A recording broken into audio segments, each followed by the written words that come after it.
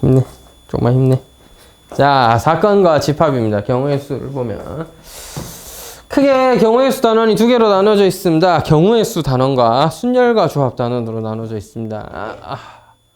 난이도는 경우의 수가 더 어려운 것 같아요. 그러니까 물론 교과서적인 수준의 경우의 수 문제 아주 쉬운 합의 법칙, 고의 법칙 이용하는 뭐 그 기껏해야 주사위나 던지고 있으면 경우의 수가 굉장히 쉬운 단원 같고, 또 뒤에 순열과 조합은 뭐 알아야 될 게 좀 많죠. 순열 같은 경우에는 이웃하는 것과 아닌 거, 조건이 있을 때는 어떻게 나누는지, 뭐 누군가는 누구 옆에 있어야 된다, 누구는 누구 뒤에 있어야 된다, 둘 사이에 두 개 낀가요, 뭐 이런 거 있고, 막 여러 가지 조건이 있습니다. 그런 상황들을 이제 많이 연습해서 할 수 있으면 되겠고, 조합은 이제 제일 중요한 단원이죠. 사실 경우의 수는 조합이나 다름없다. 순열조차도 그냥 조합 뽑은 다음에 나열이나 하면 돼. 나열은 그냥 팩토리얼 때리면 다 나오니까. 그래서 조합이 중요하다. 어떤 식으로 뽑을 것이냐, 컨비네이션 어떻게 활용할 거냐, 또 컨비네이션을 활용하는 문제들은 어떤 식으로 나오냐, 뭐 이웃하지 말아야 된다든지 사이사이에 누굴 넣어야 된다든지 역시나 마찬가지입니다. 그리고 단순히 뽑는 분할 분배도 현재 교육과정상 분할 분배를 다루지 않긴 하지만 문제가 여전히 등장하고 있고 학교 시험에서도 꽤 나오고 있기 때문에 좀 제대로 다루는 게 낫지 않나 생각이 듭니다. 없을 줄 알았는데 최근에도 또 나오더라고요. 오히려 순열과 조합도 어렵지만 이제 그런 상황들을 좀 이해하고 계산한 연습을 하면 되는데, 경우의 수는 이제 무궁무진하다. 아이디어는 쉽지만 합의 법칙과 고의 법칙이 말이 쉽지 굉장히 이제 어떤 유형이냐에 따라서 굉장히 다루기 힘든 유형일 수 있습니다. 가장 크게는 이제 여러분에게 다가오는 문제는 두 개 정도 됩니다. 첫 번째가 색칠입니다. 알겠죠? 색깔을 칠해서 영역을 구분하는 것입니다. 두 번째는 완전 순열을 비롯한 순열을 사용하기 힘든 나열이에요. 순열을 사용하기 힘든 나열. 말이 좀 이상한데 단순히 팩토리얼 때려가지고는 안 나오는 순열들을 또 이제 수형도 그려서 풀 수 있기 때문에 그게 경우의 수 문제로 등장하게 됩니다. 자, 다시 경우의 수 문제는 심플합니다. 물론 옆에 있는 예제처럼 주사위 던지고 책 고르고 그 다음에 길 찾아가지고 경로 숫자 찾고 뭐 이런 것도 있고, 그 다음에 또 최근에는 고등학교 1학년 문제에서는 자주 나오진 않던데 그래도 꽤 나오는 문제 중 하나였죠. 경로 선택 문제가 있습니다. 최단거리는 몇 가지인가, 최단거리로 가는 방법의 수는, 이게 합의 법칙 이용하는 대표적 유형이고요. 색칠하는 문제가 합의 법칙, 고의 법칙 동시에 적용되는 중요한 유형이겠죠. 그래서 한 두세 가지 정도의 유형을 제가 설명하도록 하겠습니다. 합의 법칙은 굉장히 쉽고 고의 법칙도 굉장히 쉬워요. 근데 이거를 언제 어떻게 적용하냐, 그래서 왜 그걸 그렇게 나누냐, 이게 어려운 거지. 자, 볼까요? 경우의 수. 그래서 어떤 사건이 일어나는 가지수, 이것을 우리가 경우의 수라고 한다. 어떤 이벤트가 발생할 확률. 근데 사건을 그래서 문제에서는 뭐라고 써? 책 보면 알겠지만 사건을 집합으로 표현하고 있습니다.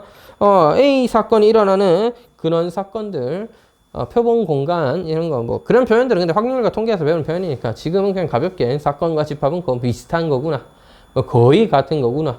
주사위를 던져서 나온 눈의 수가 1, 2, 3, 4, 5, 6이면 그걸 하나의 집합처럼 표현하는 거고, 짝수의 눈이 나오는 사건은 2, 4, 6의 집합으로 표현한다, 이렇게 표현하는 거구나. 근데 사건과 집합을 동일시할 수는 없습니다. 왜냐하면 문제가 하나 있는데 주사위의 눈이 1, 2, 3, 4, 5, 6이 아니라 1, 1, 2, 3, 4, 5면 문제가 좀 생겨요. 1, 1, 1, 3, 4, 5잖아. 그럼 사건의 경우의 수는, 자, 주사위 눈을 던져 뭐가 나와? 1, 1, 1, 3, 4, 5가 나오잖아. 그럼 그걸 사건, 집합으로 쓰면 1, 1, 1, 3, 4, 5로 쓰냐? 1, 3, 4, 5로 쓰겠지. 뭐가? 1은 3개나 있는데 왜 1 하나만 쓰냐? 빈도수 표현이 안 됩니다. 알겠죠? 그래서 이런 거를 타파하기 위해서 1을 구분해서 쓴 다음에 나중에 합쳐주는 이런 방법들 막 쓰긴 합니다.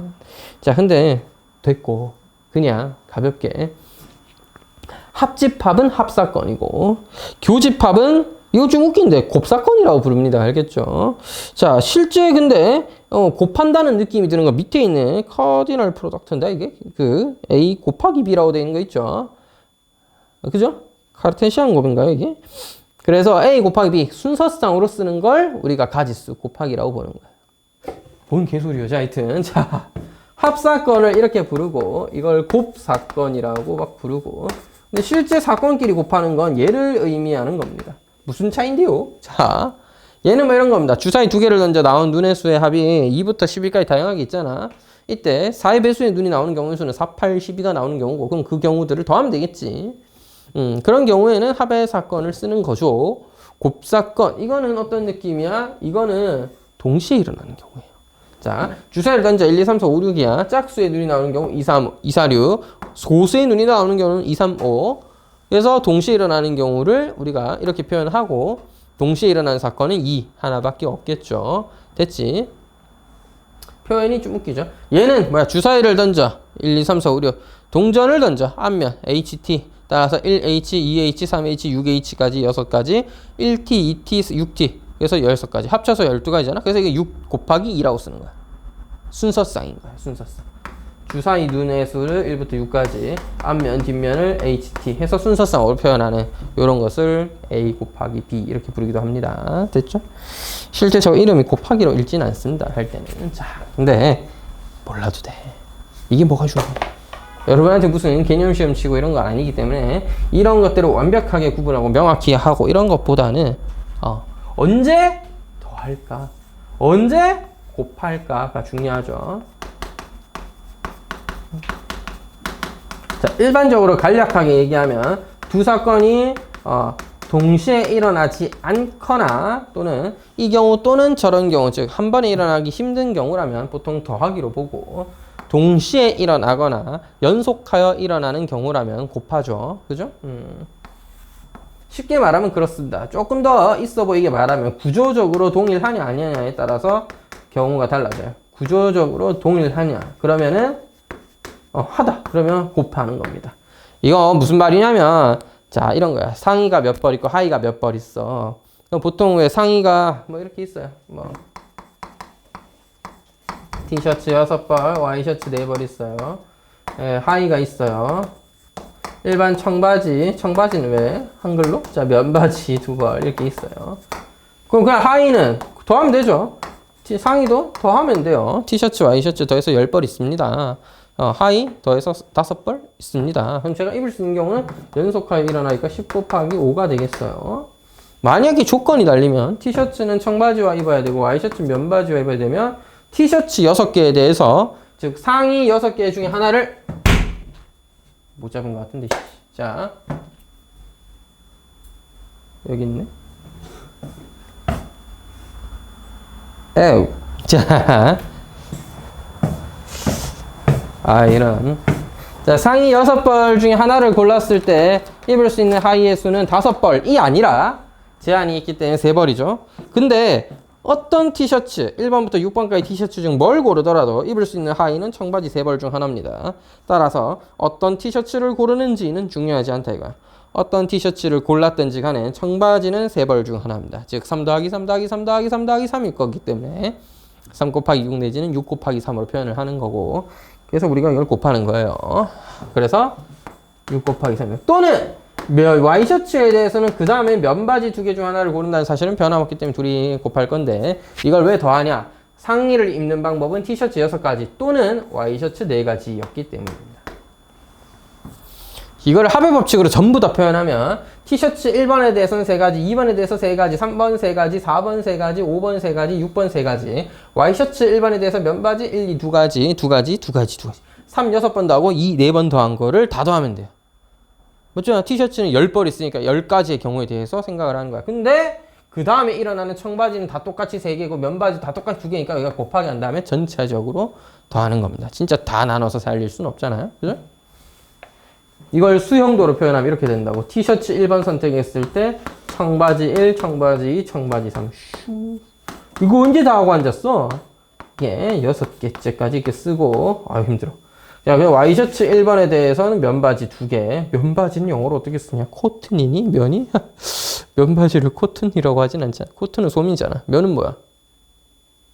모르겠습니다. 자, 그래서 이렇게 와이셔츠 4번째까지 해서 2가지니까 3가지. 누가 이걸 이렇게 그냥 가볍게 곱하면 되잖아. 맞지? 자, 쉽다 이거야. 쉬운 거는. 쉽다 이거야. 합의 법칙, 고의 법칙. 별거 아니다 이거야. 뭐? 쉬운 거. 자, 그다음 합의 법칙만을 조금 활용하는 유형 중 하나가 경로 문제입니다. 그죠? 면바지 영어로 코튼 팬츠 맞는데. 진짜? 뭔가 좀 아닌 것 같은 느낌 들지 않아? 그럼 소문 영어로 뭔데? 손바지는 좀 이상한 것 같네요. 코튼. 코튼이 면인 거 맞잖아. 근데 왠지 왜 이렇게 어색하지? 이게 손바지 같지 않나? 자, 실제 미국인들은 면바지를 뭐라고 부를까요? 자, 알 수가 없음. 자, 여러분 여기서 1로 가요.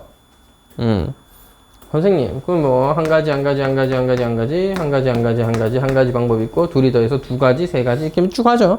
물론 이것은 나중에 조합해오고 나면 전체적으로 뭐야? 오른쪽 4번과 5번이죠. 오른쪽 5번과 아래쪽 4번을 배열하는 경우가 같고 9C4 이렇게 쓸 수도 있겠죠.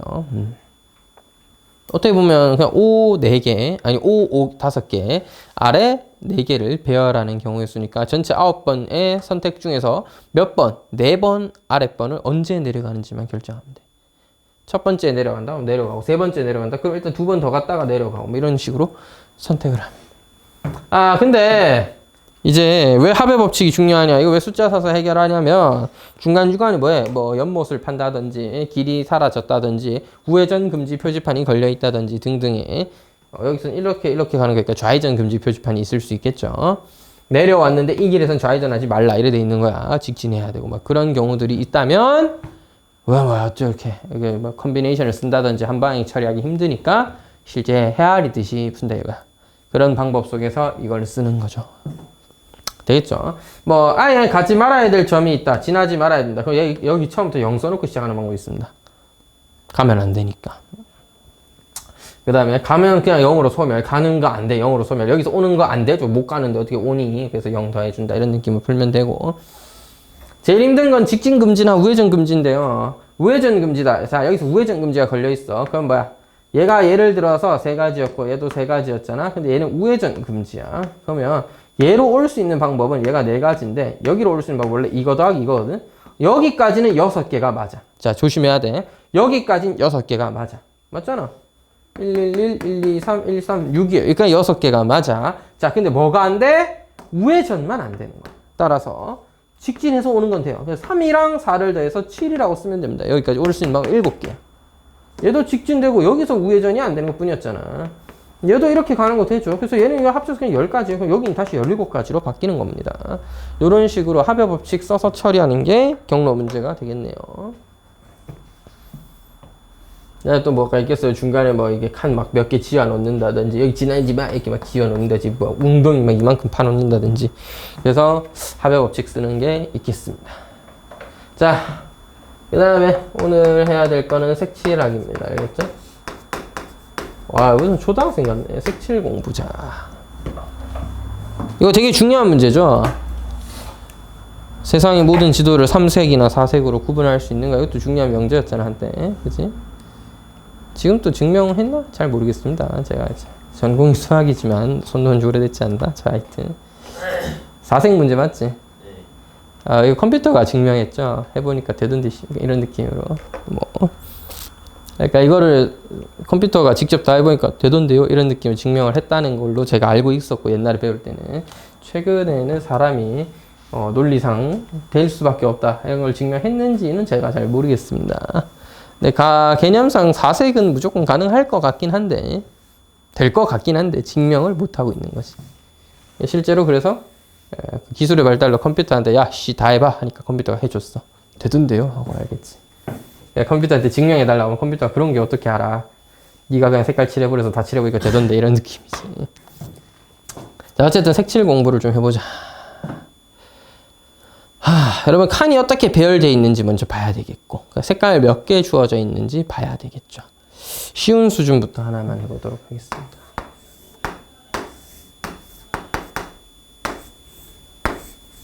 으짜 이렇게 5칸이에요. 알겠죠?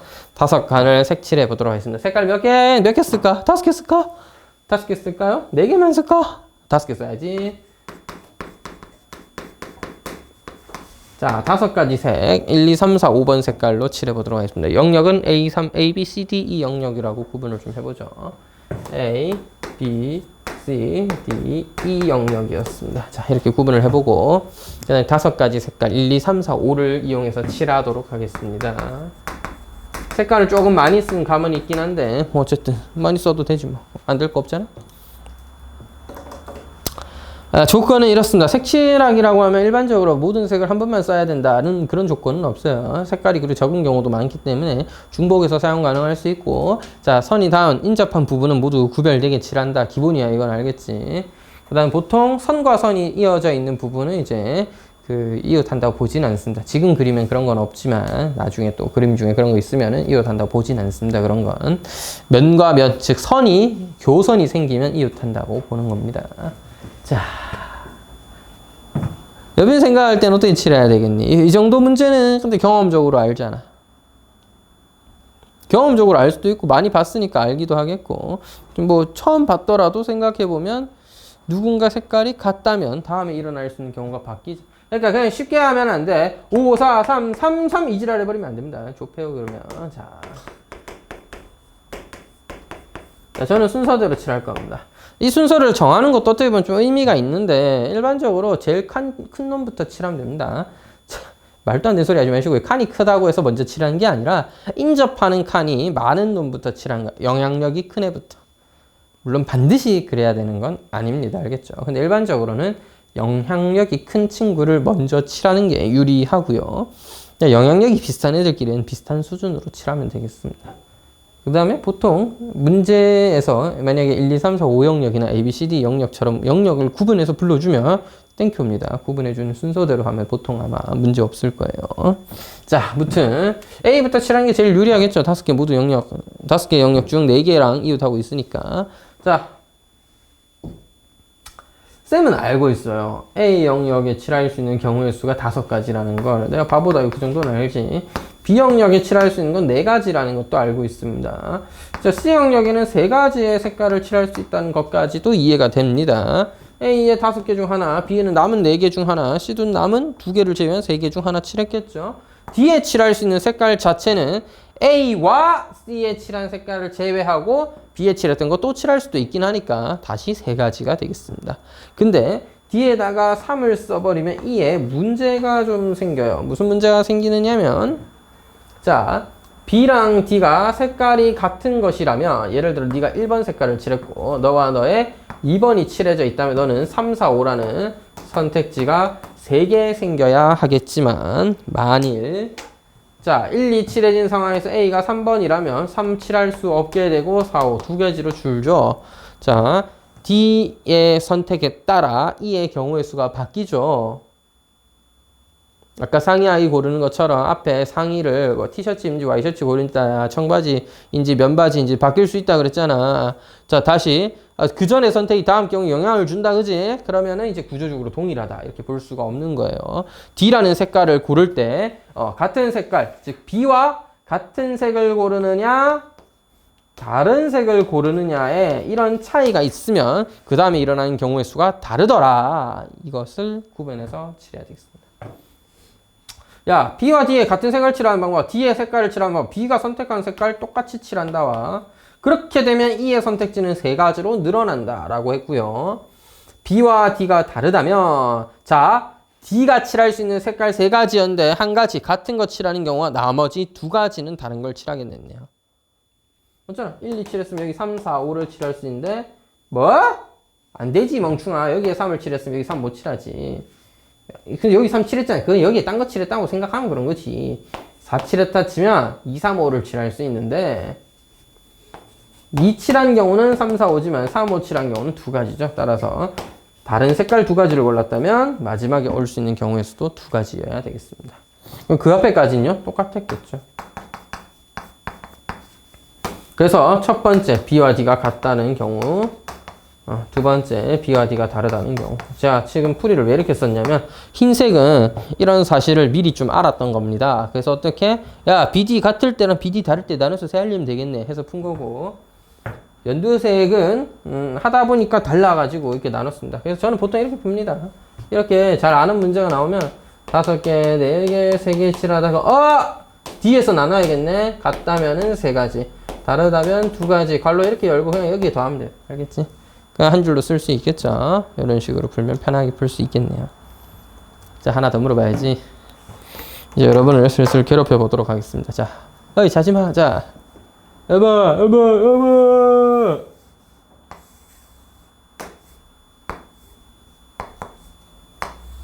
자, 이렇게 나눠놓으면 하나, 둘, 셋, 넷, 다섯 개. 똑같네. 문제 똑같다. 색깔 5개를 쓴다고 하면 만약에. 선생님, 이거 그냥 똑같은 거 아니에요? 맞아요. 똑같습니다. 똑같다. 달라야 되니까 하나 더 나누도록 하죠. B, C, D, E. 얘는 몇 가지로 나눠야 될까, 경우를? 자, 흰색처럼 바로 처음에 B랑 D랑 같아야 된다, B랑 D가 달라야 된다로 나누면 풀 수 있겠군 하고 딱 생각할 수가 좀 힘들 수 있겠죠. 이런 거는 아직 경험이 없거나 처음 해보거나 아니면 오랜만에 보거나 하면 딱 보자마자 이거 BD랑 같을 때네. BD 다를 때네.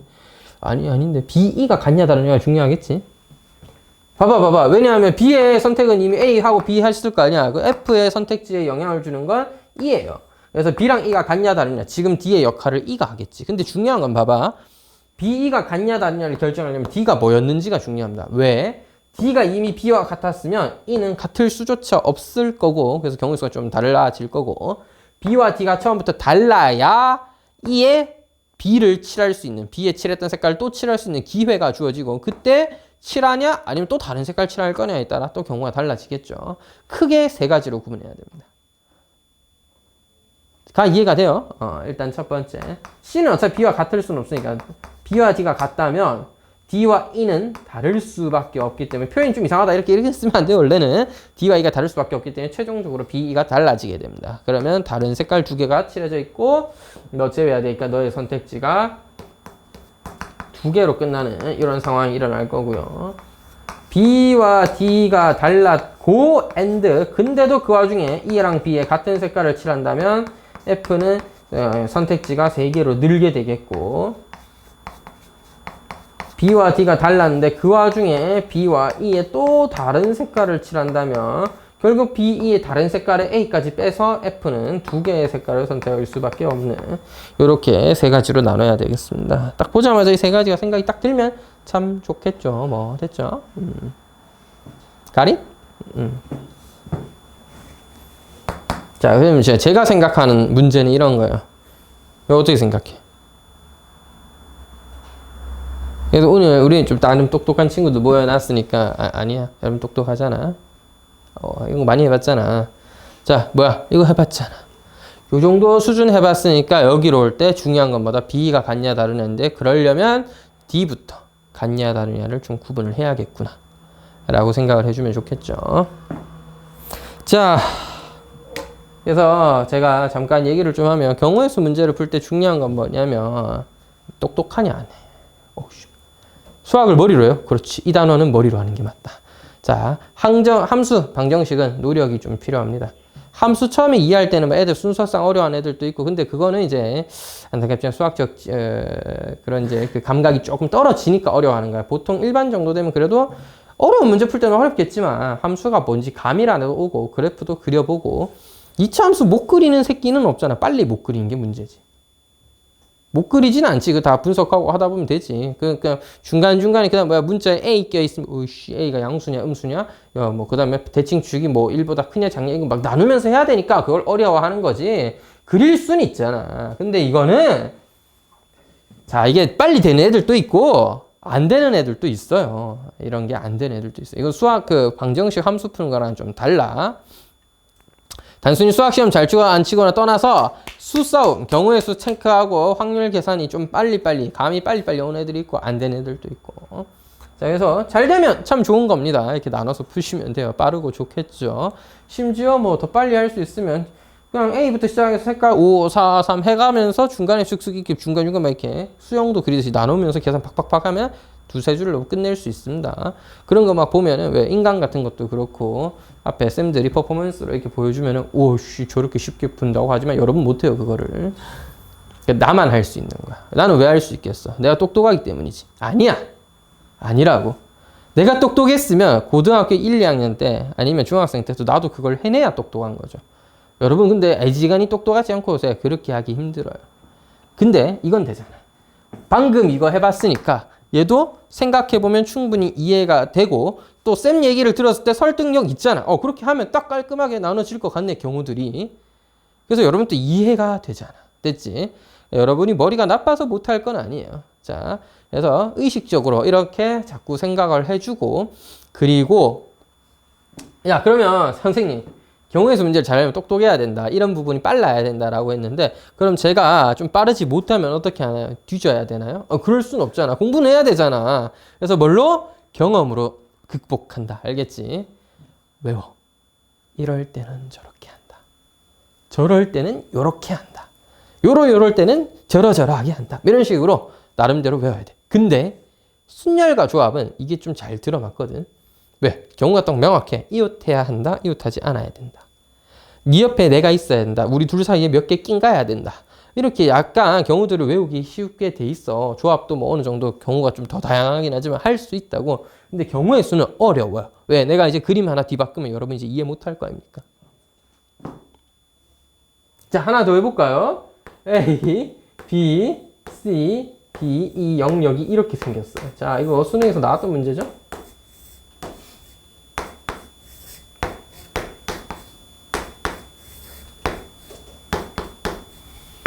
수능은 색깔을 3가지 쓰기로 했는데 저는 4가지 쓰기로 하겠습니다. 자, 4가지만 써볼게요.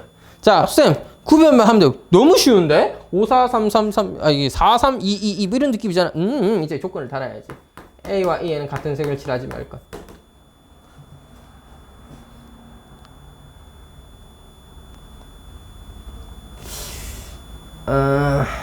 네, 여러분, A와 E에 같은 색을 칠하지 말 것은 결국 A와 E의 결정에 A가 영향을 준다는 거니까 D에 A가 있냐 없냐가 중요하겠죠. D에 색깔 A가 있으면 어차피 E에는 A가 없으니까 뭐 색깔 경우에서 조금 느릴 것 같은 느낌이고, D에 다른 색깔 칠해져 있으면 3번 색깔 칠해져 있으면 A는 1번 칠해져 있는데 3번 칠해져 있다? 그럼 선택지가 줄겠지. 얘는 1번도 어차피 못 칠하니까. 근데 그러려면 D가 A랑 같기 이전에 C와 A가 같은지를 먼저 봐야 되겠죠. 근데 여러분 이거를 제가 A, B, C, D 영역이라고 하고 B, C, D, E, F 영역이라고 하면 얘랑 똑같은 얘기죠. 맞잖아. 이게 사실 구조적으로 똑같은 문제야. 알겠지? A, 선생님 얘는 A가 있는데 하나 낀가 볼까? 이걸 A라고 할까요? 자, 배경화면을 A라는 색깔로 칠한다고 합시다. 모두와 이웃하고 있잖아. 맞지? 모두와 이웃하고 있잖아. A 5개. 자, 대신에 이렇게 하려면 색깔을 5가지로 늘려야겠죠? 그럼 A에 5개 칠해놓고 나면 A는 이제 없는 거랑 똑같죠? 남은 걸 4개로 칠하는 거고, A 5가지 색깔 중 하나 고르고 나면 나머지 B, C, D, E, F를 뭐 하는 거? 4가지 색깔로 칠하는 거랑 똑같죠? 결국 B, C, D, F. 얘도 뭐야? B, C, D, E, F가 연이어서 연결되어 있는데 F가 B랑 연결되어 있다고 보는 거죠? 사실 같은 겁니다. 딱 보자마자 B가 C랑 같다. 그러면 B랑 C랑 같을 때 나눠서 생각하고, B가 C가 다를 때 D를 나눠서 생각하고. 이렇게 하면 되겠죠. 자, 네, 여러분 들으면 들을수록 이해는 다 되는데 할 수 있을까라는 의문이 들면 정상이에요. 이런 거를 어떻게 내가 스스로 생각해서 문제 풀 때마다 적용을 할까 하면은 좀 어려울 수 있잖아. 맞지? 그렇잖아. 그래서 여러분이 똑똑하면 저처럼은 아닙니다. 저는 이제 오랜 경험에 의해서 하는 거야. 저도 확통 어려워했어요. 당연히. 굴하겠죠? 자, 어렵습니다. 그래서 어떻게 저는 이런 상황들을 이제 이끌어내느냐. 자, 처음 보는 유형은 어떻게 할 거냐. 처음 보자마자 딱 생각해서 하기는 어려울 수 있잖아. 자, 그래서 어떻게 할 거냐. 잘 봐. 수용도 그려서 해결할 거야. 됐어? 해보면 돼. 알겠어? 자, 선생님, 저 이거 어떻게 감이 안 와요. 그런 친구도 있을 수 있어요. 들었는데, 들으니까 이해가 될 것 같긴 한데 왜 저렇게 해야 되는지 이해가 안 될 수도 있어. 왜 저렇게 해야 되냐. 그런 게 어딨냐. 이렇게 하면 좋으니까. 그 정도가 이유가 다야. 경우는 적당히 나누면 돼. 사실 A 먼저 안 칠해도 상관없거든요. B부터 칠할 수도 있고. 당연히 방법은 많겠죠. 네, 가장 이게 쉬우니까 이렇게 하는 거고. 자, 실제로 해보면 된다가 제 아이디어입니다. A, B, C, D, E, F를, 자, 요 문제 한번 해볼게요. 요 문제를 어떻게 해볼 거냐면, 요거랑 요거 똑같은 거라 했다, 실제로. 자, 그래서 요거를 실제 한번 수용도 그려서 한번 풀어보도록 하겠습니다. 경우의 수가 좀 많은데, 1200개인가? 이거 내가 알기로는. 어제 해봤는데. 1200개인 것 같습니다. 1200개를 제가 수용도 다 그리자 이런 얘기는 하는 건 아니에요. 알겠죠? 수용도를 쓰는 건 어디까지나 뭐 할 때 이게 다음에 일어나는 일이 같을까 다를까를 판단하기 위한 상황으로서 수용도를 쓰는 거야. 알겠어? 자, 색깔 5개는 1, 2, 3, 4, 5입니다. 왜 제가 앞에 설명하면서 잠깐 했잖아요. 색깔 1 썼을 때 있었을 때 막 그럼 얘가 2인지 3인지 구분하면서 막 했잖아. 그걸 직접 해보겠다. 자, A에 1 쓴다. 그럼 2 쓴다, 3 쓴다, 4 쓴다, 5 쓴다. 5개 있겠죠. 근데 A에 어떤 색깔 하나를 칠했다는 사실은 되게 심플한 팩트죠. 맞죠? 그건 하나의 사실이잖아. 다음 상황에 아무 영향을 주지 못해요. A에 1번 칠했으면 B, C, D, E, F는 이제 1번 없이 살면 되는 거고 A에 5번 칠했으면 뭐 하면 돼? 2, 3, 1, 2, 3, 4만 가지고 칠하면 되는 거야. 맞지, 도연아? 그래서 B에도 역시나 2번을 칠하든 3번을 칠하든 4번 칠하든 5번을 칠하든 네 가지 경우에 대해서 일어나는 경우의 수가 모두 같겠습니다. C에도 마찬가지예요. A와 B에 칠한 색깔은 칠할 수 없기 때문에 3. 그래도 여기서부터 슬슬 구분을 해볼게. 4, 5라는 경우가 있는데 내가 보기엔 3, 4, 5를 칠하는 거 다 똑같은 상황일 뿐이야. 왜냐? A엔 1이 확정, B에는 2를 확정시켰는데 C에 결국 A와 B의 다른 색깔 3을 칠하든 4를 칠하든 5를 칠하든 다음에 일어나는 경우는 똑같지 않을까요? 이까지는 별 영역 구분 없이 칠할 수 있습니다. 3까지 칠했다고 생각합시다. 즉 너와 너는 하지 않을 겁니다. 즉 곱하기 3으로 처리할 거예요. 자, 뒤에는 일어날 수 있는 경우를 쓰면 이제 1이거나 2거나 잠깐만 1은 못 쓰지 뻥충아. 자, 1은 이제 없어요. 우리 상황에 1은 없어. 그래서 2, 4, 5를 쓸 수가 있겠습니다. 너무 칸이 확 붙어 있네. 자, 2, 4, 5를 쓸 수가 있겠어요. 2, 4, 5를 쓸 수가 있겠습니다. 자, 여기서부터는 곱하기 3으로 처리해도 괜찮을지 한번 확인해 본 다음에 하겠습니다. 보통 여러분 끝에 한 3, 4번째쯤부터 슬슬 확인을 좀 시작한다 라는 느낌으로 가면 될 것 같아요. 설마 7칸, 8칸짜리 나오진 않을 거 아니야. 그렇게 살벌한 문제가 나오겠어. 요 정도면 많이 나왔지. 자, 됐지. 있어봤다. 있었네? 그럼 너는 뭐 할 수 있어? 1은 없고 2도 안 돼. 1, 2는 안 돼. 따라서 3, 4, 5가 있겠네. 여기가 3이 오든 4가 오든 5가 오든 결국 상황은 뭐야? A, B와는 다른 색깔이 왔다는 거고 F에는 자, 여러분 F에 올 수 있는 건 뭐야? 1, 2, 3 안 되고 4 또는 5지. 근데 이걸 이렇게 진짜 다 써버리면 귀찮아져요. 3이랑 5, 3이랑 4 이렇게 다 쓰면 좀 귀찮아지니까 자, 개인적으로 저 수용도 그리는 건 이렇게 헷갈리는 상황을 처리하기 위해서 하는 거지 진짜 다 써서 하자는 거 아닙니다. 알겠죠? 따라서 마지막에는 경우의 수를 쓰는 걸로 하도록 하겠습니다. 헷갈리시면 가지라고 쓰세요. 알겠죠? 따라서 3, 2가 정해지면 6가지의 경우가 되었네요. 됐죠? 자, 4를 좀 밑으로 뺄게. 자, 여러분 4를 칠했어. 4를 칠했다. 뒤에 4를 칠했어. 원래 주어진 종이에다가 그림에다가 이렇게 숫자 써가면서 하면 좀 편하겠죠. 4를 칠했어. 자, 2에 칠할 수 있는 거 봐. 1, 4를 제외한 2, 3, 5입니다. 2, 3, 5. 이게 포인트죠. 2에 2가 들어갔네? 그럼 뭐야? B와 같은 색깔이 들어갔잖아. 여기 2 넣으면 1, 2니까 F는 2, 1, 2를 제외한 3, 4, 5가 가능하죠. 너 세 가지구나. 근데 야, 위에서 받지 않아? 위에서 3 뜨면 뒤에 뭐 나와? 4, 5 두 가지 뜹니다. 5 뜨면 3, 4 두 가지 뜹니다. 위에서 받지 않아. 위에서 받는데 뭘 또 하고 앉았어. 그지? 두 가지. 두 가지. 자, 7가지. 한 번 더 해볼게요. 5예요. 그럼 이 뭔데? 2, 3, 4요. 위에서 봤잖아. 2 뜨면 3가지, 3 뜨면 2가지, 4 떠도 2가지입니다. 따라서 7가지. 여기서 이제 여러분, 자, 평생 이렇게 풀자는 건 아니야. 저는 이렇게 왔으면 좋겠어요. 물론 처음부터 딱 보자마자 이걸로 구분하면 되겠군. 하긴 정말 어려우니까 수용도를 활용해도 좋다. 근데 수용도를 2, 3번씩 활용해가면서 했으면 이제 경험적으로 좀 늘려나. 이런 상황일 땐 저런 식으로 접근한다. 그래서 봐봐. 4랑 5는 결국 뭐야? 즉 이 문제의 핵심은 B랑 같냐 다르냐이기 때문이죠. B랑 같냐 다르냐. E가 같을 수 있냐 다르냐인데 그걸 결정하는 영향을 주는 건 D였습니다. 왜? D가 2, 4, 4, 5였냐에 따라 결과적으로 6가지, 7가지로 나누어졌잖아. 영향을 준다 이거야. 근데 2가 뜨냐 안 뜨냐가 중요한 거기 때문에 2가 떴다면 6가지인데 안 뜨면 7가지로 지금 상황이 동일하구나. 그죠? 이런 것들을 좀 이해할 수 있으면 좋겠어요.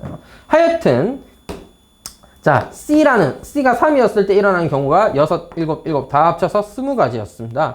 4여도 20가지가 일어난다는 게 내가 좀 받아들여질 수 있다면 곱하기 3에서 처리하면 그만이겠죠. 그래서 여기까지 제가 곱하기 3 써놨고 최종적으로 20배를 해야 되는 겁니다. 60 곱하기 20이니까 1200가지다. 이렇게 잡아줄 수가 있겠네요. 됐죠? 힘들다, 그지? 자, 딱 하나만 더 보죠. 저도 이제 색칠하기 그만하고 싶어요.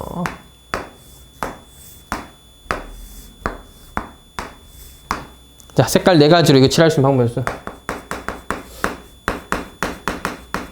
자, 색 4가지. 4가지 색으로 저걸 칠하는 방법은 몇 개? 점만 이거 연속한 거 아니죠? 네, 점은 연속한 걸로 보지 않습니다. 즉, 이 영역과 요 영역은 서로 연속한 게 아니라고 보는 거예요. 자, 됐죠? 자, 일단 대충 누구 먼저 칠해야 되니?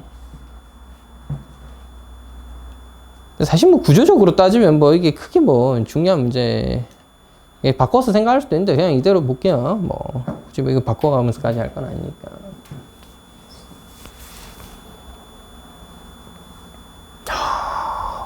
어렵다, 그지?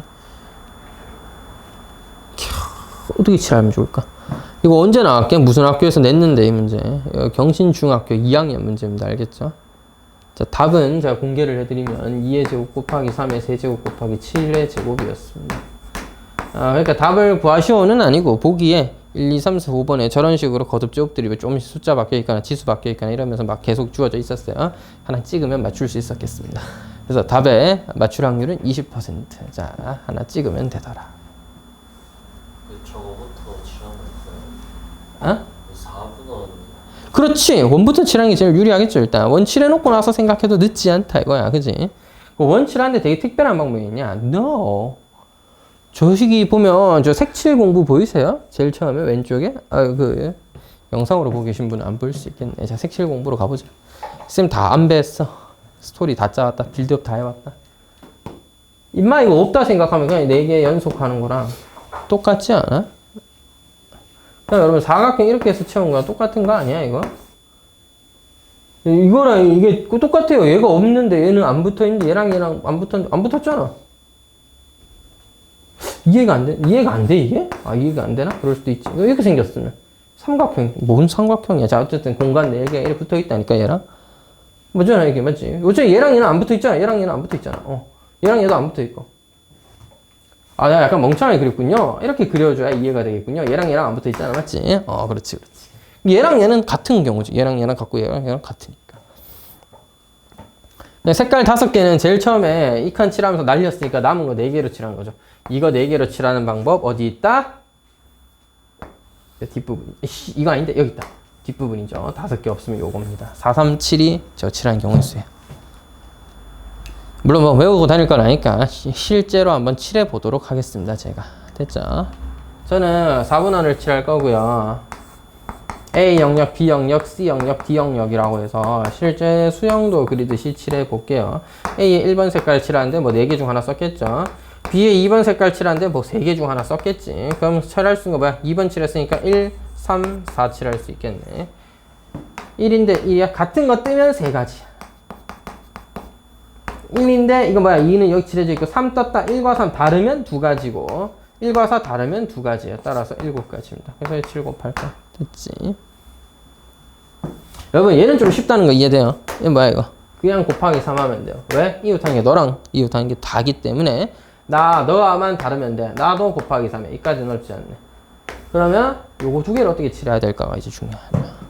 근데 여러분 얘랑 똑같이 생겼지. 자자자자. 물론 그림은 이렇게 생겨 있지만 이거랑 같은 그림 맞죠? 근데 상황은 좀 다른 게 얘는 A, B도 내가 칠해야 돼서 4 곱하기 3을 했는데 여기는 CD를 빌려왔으니까 CD가 뭐 해져 있어? CD가 칠해져 있잖아. 뭐 예를 들면 여기 있는 적당한 걸 선택했다 치면 C에 1을 칠했고 D에 뭐 3을 칠했는 상황이라고 친다면 이 다음에 일어날 수 있는 경우만 생각하면 되죠. 근데 그러니까 칠해져 있고 이거 하는 거랑 똑같잖아. 자, 다시 해볼까요? 1 칠해져 있고 3 칠해져 있었어. 저는 얘부터 먼저 칠하도록 하겠습니다. E 영역, F 영역인데 E에 쓸 수 있는 건 1을 제외한 2, 3, 4예요.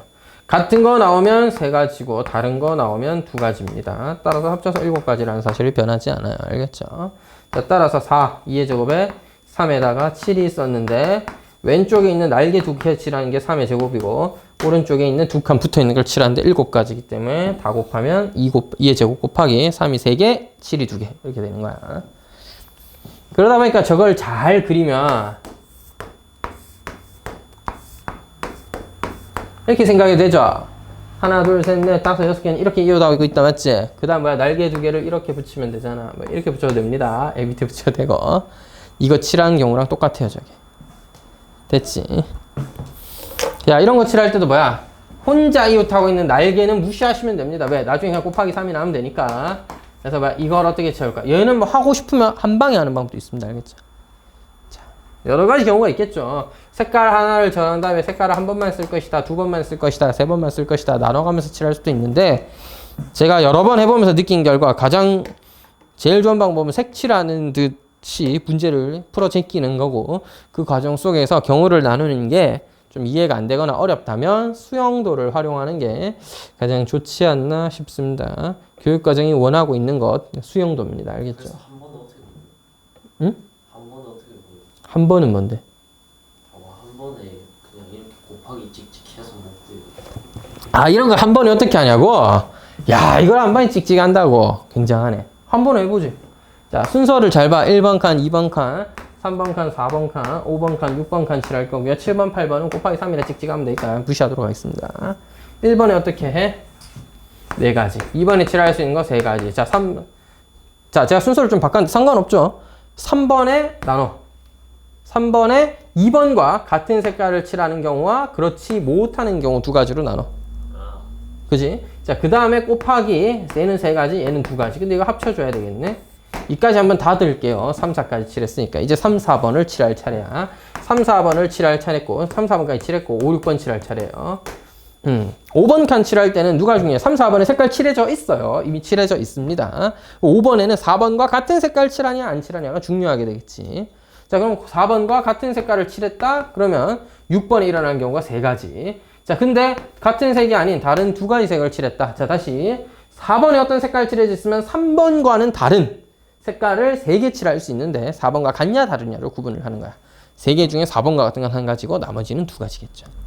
그럼 나머지 2가지는 2개의 선택지가 발생하게 됩니다. 둘이 더하면 돼요.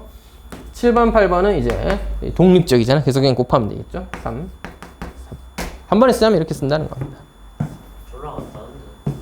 졸라 간단하지. 근데 저거를 머릿속으로 같다, 다르다, 같다. 5번에는 4번과 다른 색깔 칠한다, 다 같은 색깔 칠한다. 해가면서 하면 돼. 순서만 잘 정하면 돼요. 네, 처음에 순서 잘 정하고 중간중간에 헷갈리는 부분들 잘 처리하면서. 그러니까 제가 원하는 건 저 정도 수준에 이르자라기보다는 저렇게 될 수 있으면 참 좋겠고 저거 할 때마다 좀 헷갈릴 수 있잖아. 헷갈리면 그려서 하자. 이거 대충 막 나눠가면서 하기 어려워요. 알겠죠? 그렇기 때문에 직접 써보면 확실해져. 어려운 문제들로 나오면 당연히 풀기 힘들 테니까 아무나 풀 수 있는 건 아닐 거고 그렇다면 시간을 좀 드린다 치면은 수영도 그려서 풀 건지 확실하게 경우들을 이제 체크해 보면서 풀 건지 아니면 날림으로 풀어놓고 틀리는 걸 각오하는 방법도 있을 수 있죠. 뭐 시간이 부족하다면 그래야 될 수도 있겠네요. 자, 뭐 적당하게 선택해서 본인 편하신 대로 하면 되겠습니다. 경로했고 이거 했나? 그지?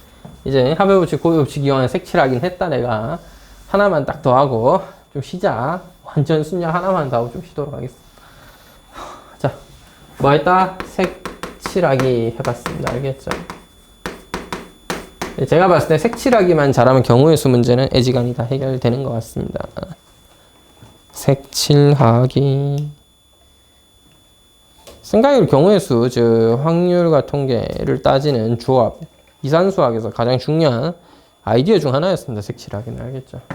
그래서 좀 해봤습니다. 그 다음은 완전 순열.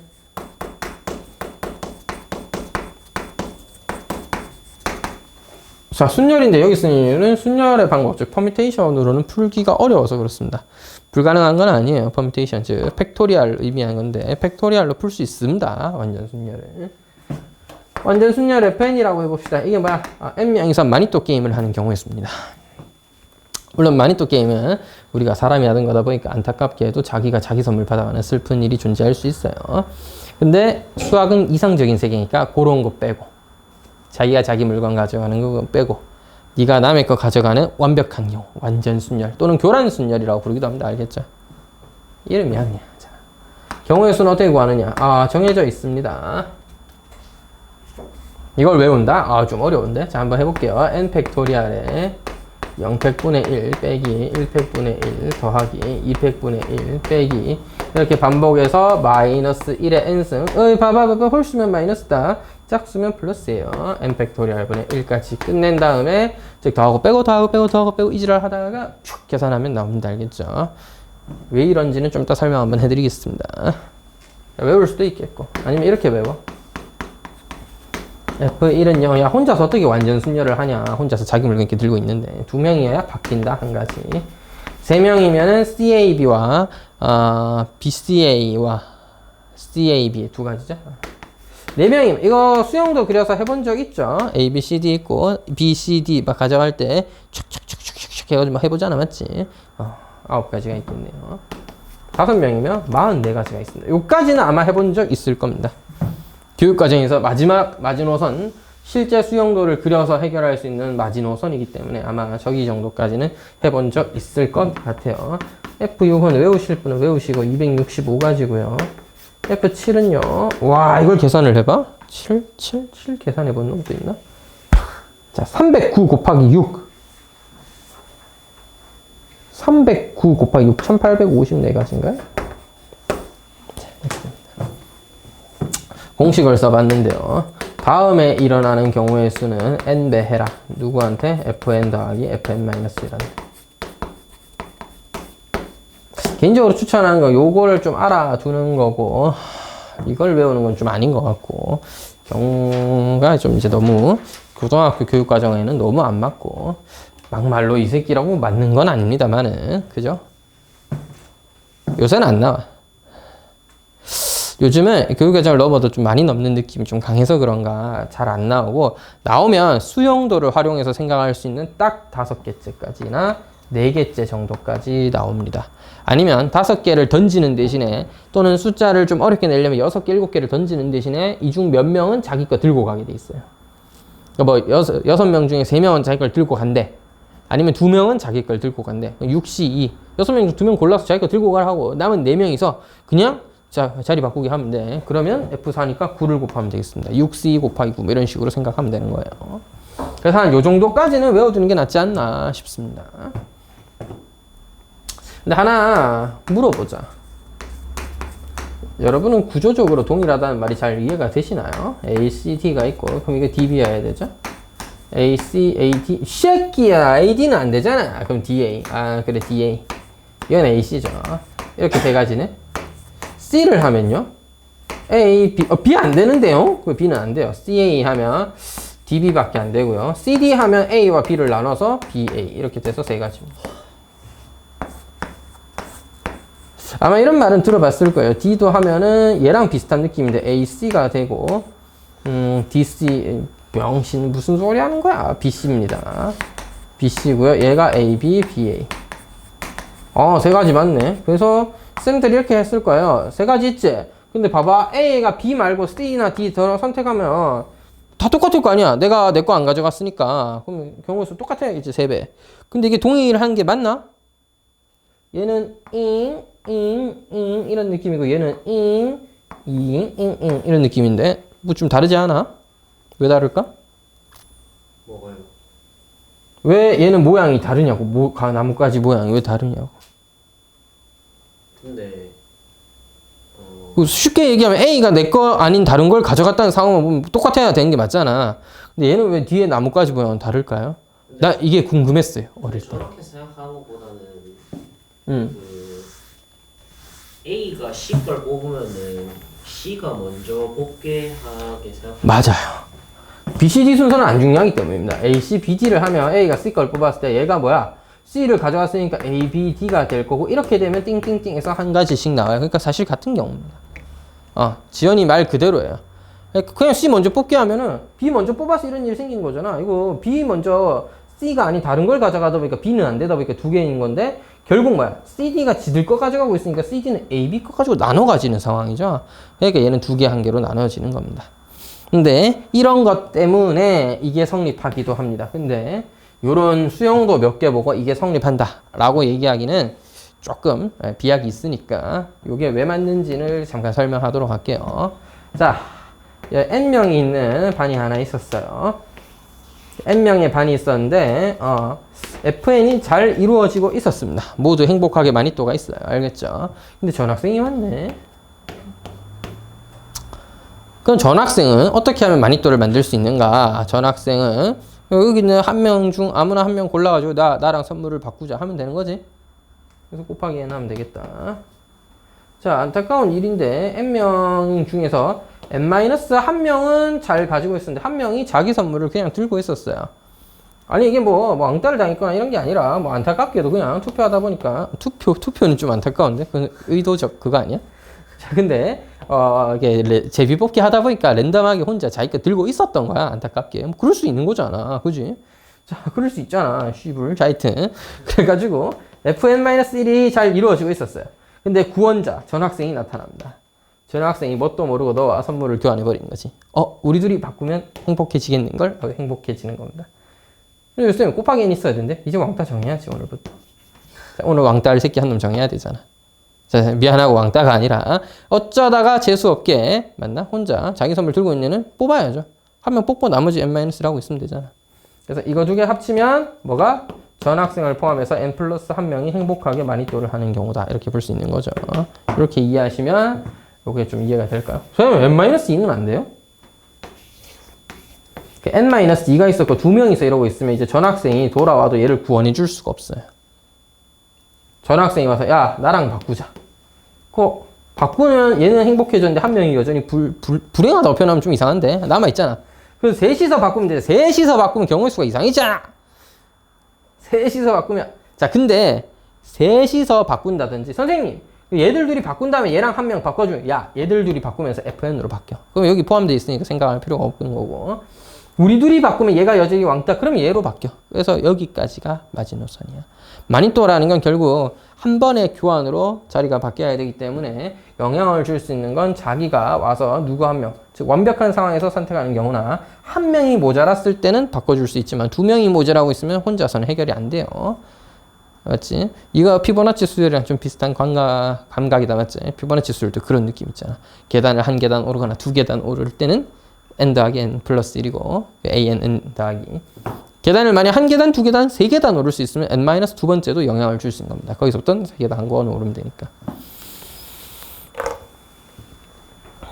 얘는 왜 그러냐면요. 좋다. 이거로 때 설명하면 좋지. 저 설명을 해드리긴 하겠습니다. 간단하게만. 4명이서 했다고 해볼까? 이 방법의 아이디어는 이겁니다. 자, 4명이서 하는데 선물 ABCD, 스몰 ABCD를 준비해. 스몰 ABCD 일렬로 배열하면 4팩토리얼이지. 무작위 배열하다 보면 얻어 걸리는 날 있을 거 아니야. 맞지? 자, 무작위 배열했는데 4팩토리얼이야. 근데 자기 거 자기가 가져가면 안 되잖아. 그럼 반대로 하는 거야. 자기가 자기 걸 가져갔다 생각하고 그런 경우는 빼면 되잖아요. 그래서 한 명을 골라. 4명 중에 한 명을 골라.